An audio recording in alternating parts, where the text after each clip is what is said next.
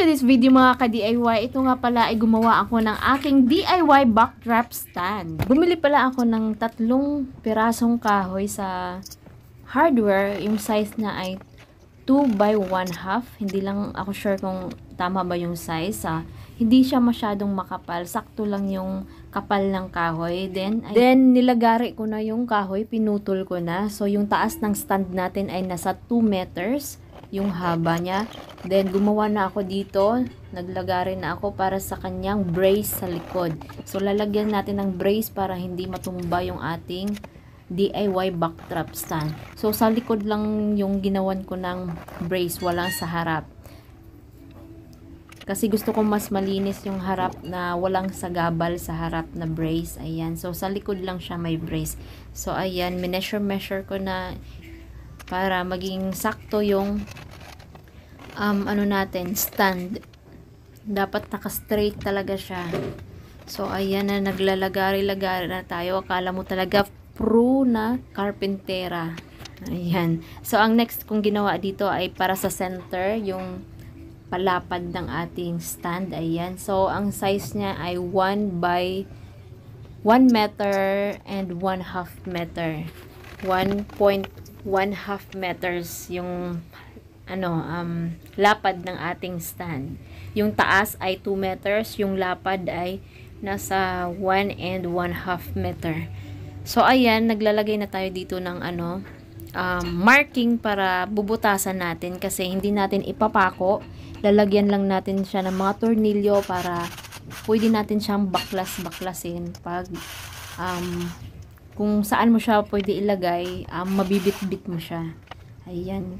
Kung meron ka ding kung nagtatayo ka ng small business, mag-decoration, ayan, pwede mo itong gawin guys kapag nag-DIY backdrop ka. Sa mga nagsisimula mag-decorate sa mga kahit anong okasyon, ayan. So, mas maganda tornilyo lang yung ilalagay mo kasi mababaklas mo lang. Pag ililigpit mo, madali mo siyang tanggalin, baklasin, ayan. So, ayan na, naglagay na tayo ng stand para maikabit na natin yung ating sa taas o sa gitna, yung pagsasabitan natin ng mga tela at mga artificial flower or fresh flower. So, ayan. Nagpupukpok na tayo. Ayan. Akala mo talaga totoong professional talaga na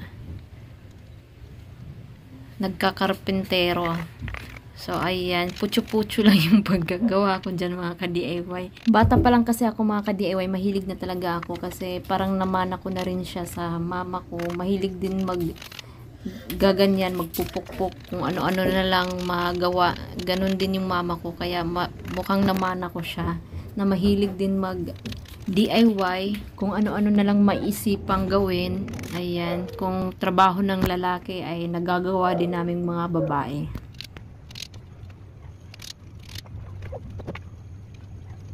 So, dito ka-DIY, gumawa na tayo ng sapin ng ating stand. Ayan. Kasama yung ating brace. Ayan. Hinabaan natin siya papuntang front para hindi matumba yung ating stand. Kahit wala siyang brace sa harap, at least meron siyang support na brace sa baba. Ayan. So, next naman, yung isang stand naman yung nilagyan natin ng brace at support brace sa baba. Ayan. So, parang pro talaga gumawa tong na to, babaitang to. Oh. Kala mo talaga totoo no? So, ayan guys. Nilagyan na natin ng support brace sa baba. Ayan.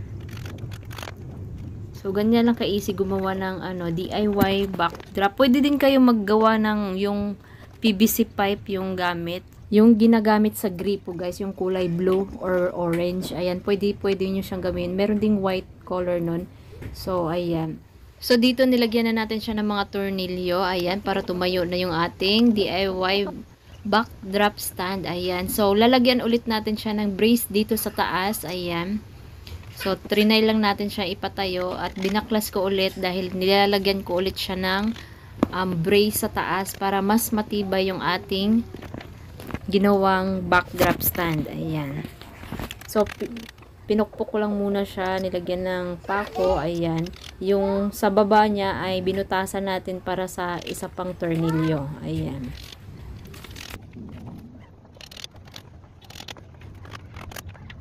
So, ayan, tapos na. So, pwede na natin siyang ilagay doon sa ating stand. So, kinabit na ulit natin yung dalawang tornilyo. Ayan, dalawang tornilyo na gamit natin kada stand para mas matibay siya. Ayan. So, napakatibay niya naman guys yung gawa ko. At kaya-kaya niya ang maraming flowers na ilalagay sa taas. So, matibay. So, next naman natin ginawa ay pininturahan na natin. Ayan, so may makikita kang bata dyan na makulit. Ayan. Yan yung bunso kong anak. So, pininturahan lang natin yung ating DIY backdrop stand. Ayan. Para mas maganda tingnan, malinis, at masisave natin yung yung kahoy natin. Hindi siya mabilis na masira. So, ito na yung magiging itsura ng ating DIY backdrop stand, guys. Ayan. So, yung front niya wala siyang brace. Support brace lang. At doon naman sa likod ay may brace. So, pag sobrang dami ang bulaklak ilalagay mo, lagyan mo lang ng pabigat dito sa likod ng brace. Ayan. Sana nag-enjoy kayo sa panunood. Thank you for watching. God bless everyone.